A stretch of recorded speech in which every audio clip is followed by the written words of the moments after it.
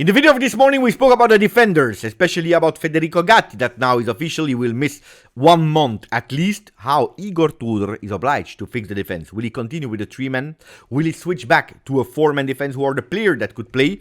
Well, we spoke about that in the video of this morning. Go back and watch it if you didn't yet. Now we need to speak about strikers. And I'm using the plural form because Juventus for 25-26, they will need at least 2 strikers. One name that probably will make you dream. The other name that is a huge, big surprise and has not been revealed by the media yet. I'm not sure if you will be happy, so remain with me on the channel because that's what we'll speak about in today's video. Ciao Juventini of the world, my name is Giuseppe, welcome back on the channel. If you didn't yet and if you want to support the channel, you know what to do. Maximum of likes, subscribe to the channel because now we start first with an update about from La Continassa with 2 players that unfortunately at today, they didn't train with the team. Andrea Cambiaso, Douglas Luiz. Yes, we are confident to bring them in l'Olimpico with the team, to travel with the team to Roma, to be there on the bench, but the chances to see one of them, if not the 2 of them, starting are decreasing day after day after day. Let's see if tomorrow they will be able to train with the rest of the team. Big curiosity there. The other thing is that Gil Pucce, the center back from Next Gen, could possibly be called up. He's going towards a call up by Igor Tudor, which means that in the 2 days, Monday and Tuesday, that he trained with the first team, well, he impressed Igor and he doesn't want to take any risk. You know it, huh? We have that jinx of 1 defender's injured per game. It is what it is. Now that we give you the update, we go towards the big topic of today, starting with Kolo Muani. Kolo Muani, more the days are going, less he has chances to stay and to remain as a Bianconero next season. Kolo Muani, we know it, has been called by Thiago Motta, has been convinced by Thiago Motta, with Giuntoli able to find, let's say, a beautiful deal for without any money, a beautiful deal for a striker that gave immediately a fantastic impact in Juventus. Now, the chances for him to stay at Juve are decreasing for multiple reasons. The first one, Thiago Motta is not there anymore, and that's the first one. The second one, after that initial fantastic impact in Serie A from the Frenchman, well, the performance started to decrease until the last game of Tudor, where he didn't even use him for a single minute. For what reason? We don't know. Is it to give all the trust in the world and to recuperate Dusan Vlahovic? Could be. Is it because he's not convinced by the player? Something that we don't know. It's true that Paris Saint-Germain is asking for a lot of money for the player, around 60 million euro. Yes, you can negotiate in 1 more year on loan with an obligation to buy, but anyway, an obligation to buy means that you are just postponing, but you go with a huge, big investment that are 60 million euro. So that's a lot of money that Juventus, they cannot spend if they are not sure, at 100% convinced that that's the player that you want. We don't even know who's the coach next season. Could be that it's Igor Tudor, maybe it's another one. So big questions around the future of Kolo Muani. If with Thiago Motta, the chances for him staying at Bianconero were quite high, well, they are decreasing game after game after game, day after day after day. So that means that if we don't extend the contract, the loan, or if we don't sign him permanently, he will not be there for the Club World Cup. And that's already 1 striker less. Arkadiusz Milik, guys, what can we say about Arkadiusz Milik? He will not play a single minute this season in Serie A, 24-25, a season that is gone.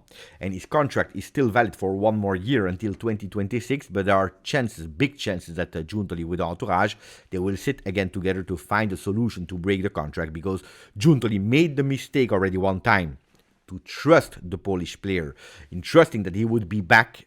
And being that backup for Dusan Vlahovic, it didn't go well. It went totally wrong, to be honest, because we didn't see him and we will not see him. I believe it's the 2nd, if not 3rd time that he's injured in an injury period.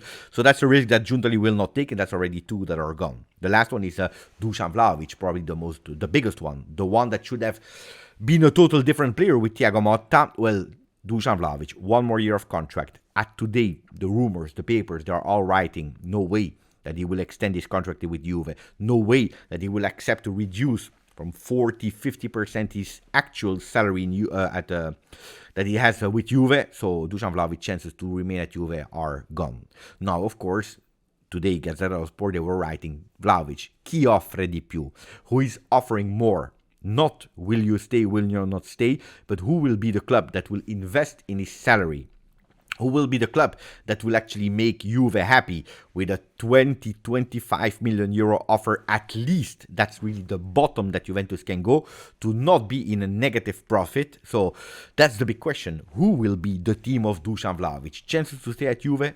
Zero. He could possibly stay for the Club World Cup to have that experience with the Bianconeri. Bianconeri that will need a striker, because if he goes away immediately when the window opens in the 1st of July, we have a huge big problem. Because without Milik, without Kolo Muani, without Vlahovic, we have zero strikers to play at the Club World Cup. Disaster. So probably he will play with in USA with Juve, and from there, from the second window that will be open from the 1st of July, probably find another destination for Dusan. There are some rumors that are saying that Chelsea, when talking with Juve about Renato Vega in the winter, they were really interested in the Serbian player, and they were trying to possibly discuss about a swap Renato Vega and Dusan Vlahovic. The details, I don't know.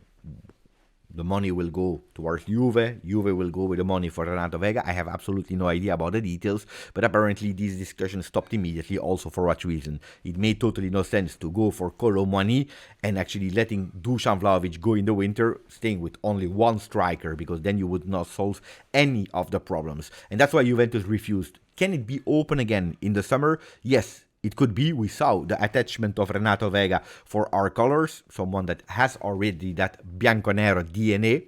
So let's see. Does that solve our striker problems? Absolutely not. So Juventus is looking for not one, but two strikers for the season 25-26. The first name, well, you can choose. If you are looking at the papers, they are insisting and are repeating the same 2-3 names, are the one of Osimhen, the one of Jonathan David, the one of Retegui, the one of Lookman. Lookman is not necessarily a first striker, but is an offensive player. So I would already starting removing Lookman from there, because it's not really the position that we are looking for. And after the Koopmeiners deal, it's true that the relationship between Atalanta and Juve is much better than in the summer, but it's a player that I personally would not do. Osimhen is a beautiful name. I already told it so many times. Probably the best, if he comes to Juve, immediately the best striker of Serie A, immediately one that will fit Juve. But I think it's extremely difficult. I know he would love to come back with working with Giuntoli. He would love to come back in Serie A. He would love to play for Juve. Yeah, all good, all well, all fantastic. And again, the impact of Osimhen would be great. I would love to have him in our team. But I think it's a bit unrealistic. Unrealistic for what reason? The clause that is valid only for the foreign countries of 75 million euro, which is huge. I heard indeed that there are possibilities that is a bit lower now because the season is already gone. Let's see, but it's still a huge money that you will have to negotiate with Napoli, because there is no clause for Italy. So pay attention really for not having too many hopes for Osimhen that at today is unrealistic. We still don't know if we will play Champions League or not. Well, if you don't play Champions League, forget totally about it. If you play Champions League, chances to sit at the table to inform, yes, they are there, but it is difficult. The other name that is always there is the one of Jonathan David. Jonathan David, that we heard it yesterday.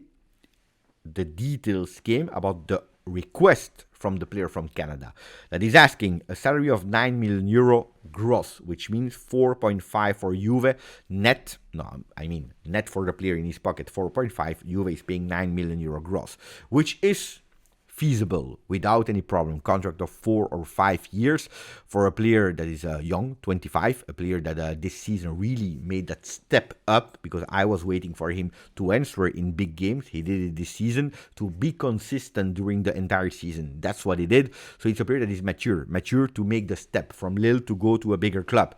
A player that is asking for a salary of 4.5 net, 9 million euro gross, is feasible for Juve, especially if Dusan Vlahovic is leaving. You're really saving a lot of money there. But it's not a free transfer as we think. Why? Because there is 15 million euro that they are asking as a bonus when he's signing, so 15 million euro, plus more or less 10 million euro in commissions for the entourage, the player. I don't know, the family, the brother, maybe a bit of Beppe. I don't know if I sponsor him well or not. No, I'm joking. I will receive €0. But that makes that it's a €25 million deal with a salary that is still okay. Why not? The problem there is that there is a lot of competition on the player. A lot of competition. Competition from Barcelona. Competition from the Premier League. So a lot of clubs are on him. You will need to be really convincing in the competition that you will play, but also to give him the project, not the project that we played with Thiago Motta, but a new one. And that's the problem. We still don't know what will be that project. Retegui, a player that Atalanta will let go. They will recuperate, of course, Scamacca. He was the player to sub Scamacca, but he did much better, of course, with Gasperini.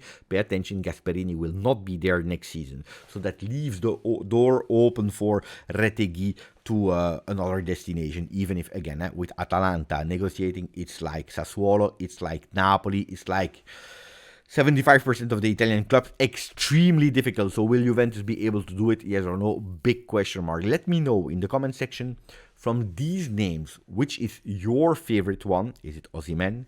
Is it Jonathan David? Is it Retegui? If you want to write Lookman, write it. But then we go to our second name.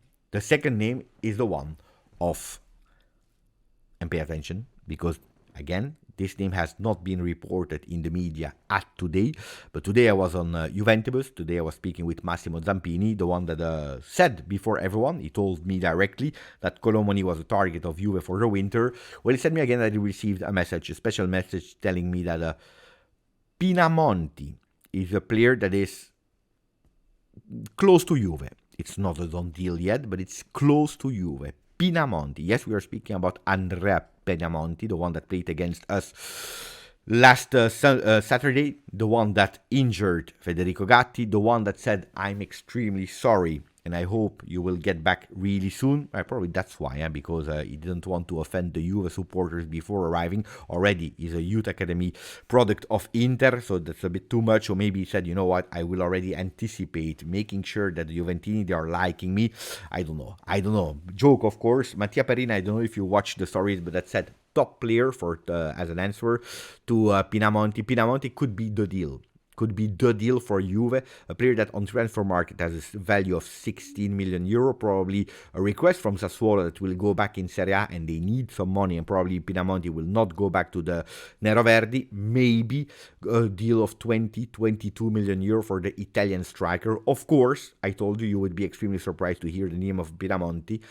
Is he my favorite striker? Absolutely not. Is he the player that I believe will make the difference and having immediately an impact with the Bianconeri? Absolutely not. On the other side, if you bring me an Osimhen or a Jonathan David, and as a backup striker you have a Pinamonti, one that is not in the starting block, but one that really can sub and not doing the same mistake as we did in 24-25, having two strikers, one on the bench, one that is playing, maybe sometimes playing them together in some moments or in some games. Pinamonti with a cheap, because you need some money for other big targets, on a cheap for 16 valued, probably a bit more, 20, 21, 22 million euro, is not that much of a bad idea. Of course, if you bring me Pinamonti alone, and if that's the striker that will lead the team in the Club World Cup, that's another discussion which I will not agree with. People will tell me, Beppe, instead of Pinamonti, go for Lucca, the one of Udinese. And the problem is that it's already costing a lot. It's already costing at least 30 million euro with interest of Milan, with interest of Inter for Lorenzo Lucca, that is born in Torino. So maybe it's even a Bianconero. Could be. I'm not sure about it. But the problem is that 30 million euro at least. So maybe with a bit of competition, you could increase until 32, 35 million euro for a player that could be the second striker or should be the vice striker on the bench. It's money that we cannot spend today. It's money that we cannot spend also because Lorenzo Lucca, that is 24, so 2 years younger, 1.5 years younger than Pinamonti, is one of the players that wants really to play with continuity as a first striker, which Pinamonti, joining a big club, it's a different story. I don't know. Big question. Juventus is also working for the future. At the moment, they are watching and following a player that is considered the new Kvaratskhelia, that is called Bartishvili, Georgian player, a bit a la Yildiz deal, also in terms of position, because it's an offensive player, born in 2009.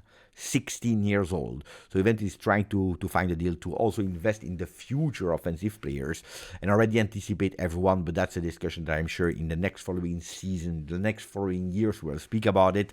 But that's the name. That's what I wanted to tell you. First, pay attention because the strikers of today will not be there tomorrow.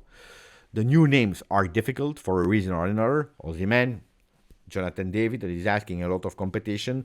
Retegui, will he be able to leave Atalanta, yes or no? Lookman, that is not a striker, so are still obliged to look for some strikers. And then the B plan, not as a first striker, but the one that is on the bench, able to rotate, is the name of Andrea Pinamonti. Bomba is launched today on the 1st of April. No, it's not an April Fool. It's not a joke for the 1st of April. So let me know in the comment. I'm really curious to read you. Grazie, forza, Juve.